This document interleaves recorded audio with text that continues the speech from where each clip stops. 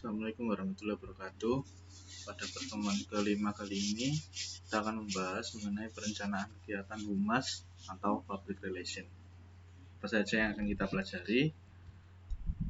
Yang pertama yakni jenis-jenis kampanye humas, yaitu terdiri dari kampanye produk, kampanye pencalonan kandidat, dan kampanye ideologi atau misi sosial. Kampanye produk yaitu merupakan kegiatan kampanye yang berorientasi komersial, seperti peluncuran produk baru. Kampanye ini biasanya juga sekaligus bermuatan kepentingan untuk membangun citra positif terhadap produk barang yang diperkenalkan ke publiknya. Kemudian yang kedua yaitu kampanye pencalonan kandidat adalah kampanye yang berorientasi politik, seperti kampanye ketika pemilu atau pilkada. Selanjutnya yang ketiga yaitu kampanye ideologi dan misi sosial.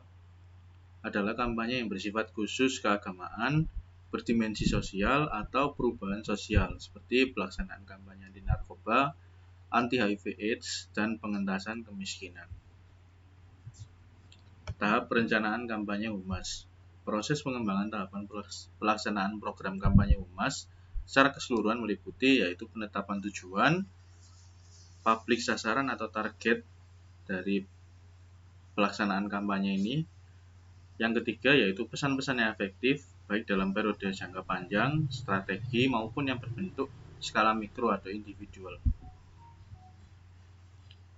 Dalam jangka pendek atau taktik yaitu dalam pelaksanaan jangka pendek dengan tujuan khusus atau taktik. Kampanye humas dapat dilakukan melalui beberapa tahapan logis, yaitu analisa.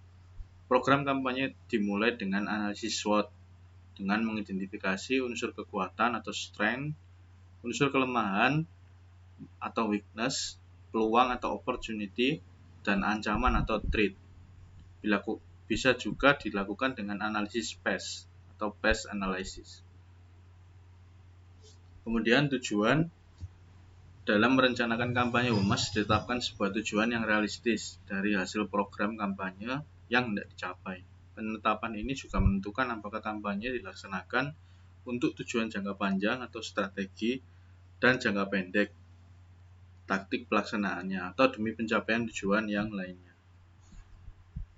Menurut Anne Gregory, terdapat 7 aturan emas yang dalam menetapkan tujuan utama kampanye humas atau 7 Golden Rules of Objective Setting, yaitu dengan mempertimbangkan yang pertama yaitu tujuan humas, yang kedua tujuan perusahaan, yang ketiga tujuan khusus, yang keempat apa yang ingin dicapai, yang kelima menetapkan kuantitas atau banyaknya, yang keenam mengalokasikan anggaran atau berapa anggaran yang akan digunakan, dan yang ketujuh membuat daftar prioritas kampanye. Apabila ingin menjelaskan lebih jauh mengenai 7 aturan emas dalam pelaksanaan kampanye humas, silakan ditanyakan di forum diskusi. Nanti akan saya bahas di sana. Kemudian khalayak sasaran. Menurut James Grunig menyatakan terdapat 3 bentuk khalayak sasaran dari kampanye humas, yaitu latent public, aware public, dan active public. Yang mana latent public adalah khalayak atau masyarakat yang tersembunyi yang sulit untuk dikenal keberadaannya. Yang kedua, khalayak yang peduli serta mudah dikenali keberadaannya, dan yang ketiga, khalayak aktif yang berkaitan dengan masalah yang dihadapi oleh perusahaan. 3 bentuk khalayak yang berbeda di mana khalayak dinilai atau dibedakan jenisnya dipandang dari reaksinya terhadap isu-isu yang tengah berkembang, yaitu khalayak semua isu atau all issue public, yakni jenis khalayak yang aktif menanggapi hampir semua isu-isu yang berkembang dan mempengaruhi kegiatan organisasi. Yang kedua, yaitu khalayak isu tunggal, yaitu single issue public, yakni jenis khalayak yang hanya reaksi terhadap satu isu-isu yang menjadi perhatiannya. Kemudian yang ketiga, yaitu khalayak isu panas atau hot issue public, yakni jenis publik yang bereaksi terhadap kasus-kasus yang diangkat dan dihembuskan oleh media massa. Yang terakhir yaitu khalayak apatis atau apathetic public, yakni publik yang bersikap tidak peduli mengenai isu-isu yang terjadi di sekitar kehidupannya. Selanjutnya kita akan membahas mengenai strategi. Strategi merupakan masalah pekerjaan yang tersulit dalam perencanaan program kampanye PR atau public relation.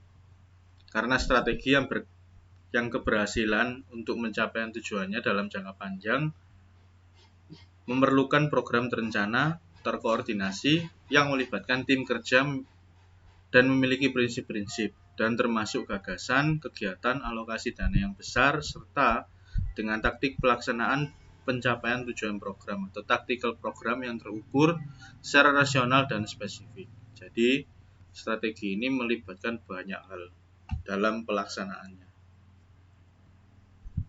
Kemudian kurun waktu atau time scale adalah elemen yang penting dalam kegiatan humas karena banyak kejadian di mana suatu perencanaan hingga implementasi tidak memiliki cukup waktu yang memadai untuk bekerja secara sepenuhnya. Kurun waktu juga menjadi penting saat pihak praktisi humas dalam beraktivitas menyadari diperlukan dukungan serta koordinasi elemen yang melaksanakan pekerjaan secara faktual, di mana waktu yang tersedia sangat terbatas. Kurun waktu yang diperlukan saat mempersiapkan sumber daya atau resources yang dibutuhkan untuk melakukan sesuatu.